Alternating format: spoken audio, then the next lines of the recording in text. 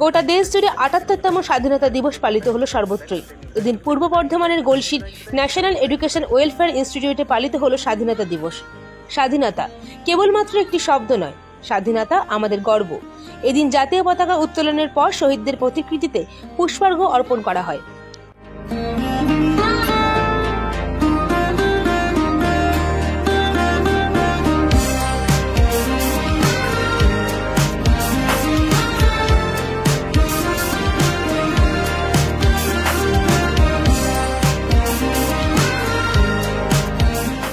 ইনস্টিটিউটের শিক্ষার্থীদের দেশাত্মবোধক গান, নৃত্য, আবৃত্তি পরিবেশনের মধ্যে দিয়ে ৭৮তম স্বাধীনতা দিবসটি সুন্দরভাবে পালন করা হয়।